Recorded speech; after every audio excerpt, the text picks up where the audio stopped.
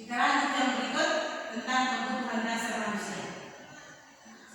Kebutuhan dasar manusia merupakan segala sesuatu yang dibutuhkan oleh manusia untuk mempertahankan keseimbangan kondisi fisiologi dan psikologis yang bertujuan untuk mempertahankan kehidupan dan kesehatan. Kebutuhan dasar manusia itu contohnya apa sih? Kebutuhan dasar manusia apa sih yang termasuk dalam kebutuhan dasar manusia?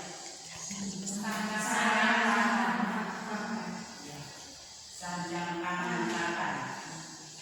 Jadi kebutuhan dasar manusia itu ada lima kebutuhan dasar manusia menurut Dr. Andreas William Glasser.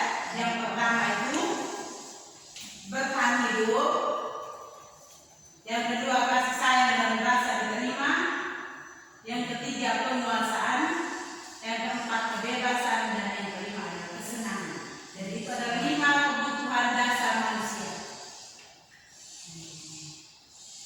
Yang pertama kebutuhan bertahan hidup.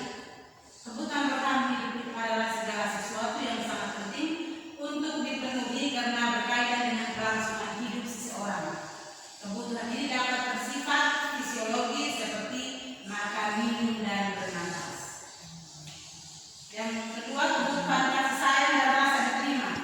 Itu semua manusia memerlukan kasih sayang dan rasa diterima oleh orang-orang di sekitar. Jadi kita semua pasti membutuhkan kasih sayang, termasuk anak murid kita beserta dia juga membutuhkan kasih sayang dari kita seorang guru. Yang berikut kebutuhan akan kebebasan. Jadi dia Glasser membedakan kebutuhan akan kebebasan menjadi 2 kategori, yakni kebebasan dari rasa sakit dan kebebasan memilih. Kebebasan dari rasa sakit itu mencakupi segala hal yang dapat membuat peserta didik menderita secara fisik maupun psikologi. Sementara kebebasan memilih berkaitan dengan kemampuan peserta didik dalam menentukan jalan hidupnya sendiri, termasuk memilih pembelajaran dan karir di masa depan. Yang keempat itu kebutuhan akan kesenangan. Kebutuhan akan kesenangan adalah segala sesuatu yang diperlukan untuk merasa bahagia. Di sekolah kebutuhan ini penting untuk dipenuhi agar tujuan pembelajaran tercapai. Pemenuhan kebutuhan kesenangan dapat diterapkan dengan menciptakan pembelajaran yang menyenangkan. Yang terakhir itu kebutuhan akan berkuasa. Kebutuhan akan berkuasa ini berkaitan dengan harga diri anak murid. Kebutuhan ini mencakup perasaan bernilai kompeten dan terampil. Di guru dapat memenuhi kebutuhan ini dengan memberikan pujian dan hadiah kepada siswa saat mencapai prestasi atau melakukan hal-hal lain. Saya rasa ini kita semua sudah buat semua. Kita lanjut berikut tentang motivasi perilaku manusia. Motivasi perilaku manusia ini yang pertama itu motivasi internal. Internal itu berarti untuk menjadi orang yang mereka inginkan dan menghargai diri sendiri dengan nilai-nilai yang mereka percaya. Yang berikut itu hindari dukungan dan pemberian berlebihan agar meminimalisir motivasi eksternal dalam diri itu. Yang kedua itu motivasi eksternal untuk menghindari kenyamanan atau hukuman. Jadi kita di sini lebih banyak itu pada posisi hukum, berharap kalau berbuat salah itu kita hukum. Yang berikut untuk mendapatkan imbalan atau menghargai dan penghargaan dari orang lain. Yang berikut kita lanjut dengan 5 posisi kontrol guru. Jadi ada 5 posisi kontrol guru. Selama ini saya juga tidak tahu posisi kontrol guru itu seperti apa. Setelah saya mengikuti program guru putra ini, saya tahu bahwa ada 5 posisi kontrol guru. Posisi kontrol yang pertama itu penghukum, yang kedua itu pembuat merasa bersalah, ketiga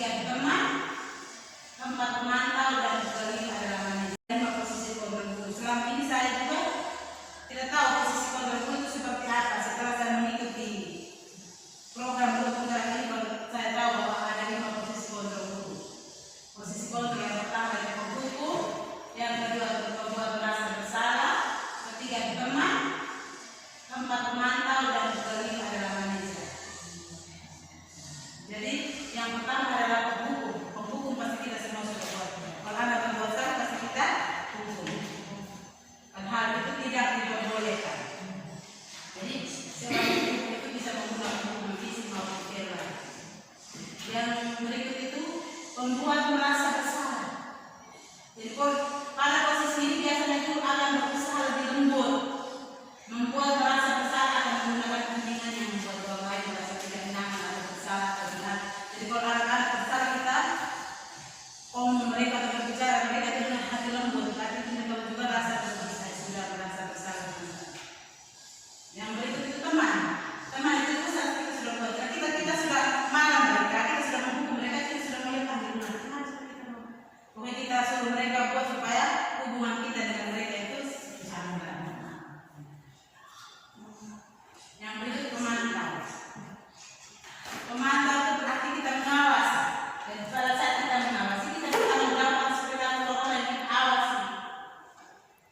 Dan posisi pemantau itu berdasarkan pada aturan atau konsekuensi. Jadi contohnya kita sudah buat kesepakatan atau aturan di sekolah. Jadi kita harus memantau ada anak-anak yang sudah berbuat tidak mengikuti aturan. Yang berikut manajer.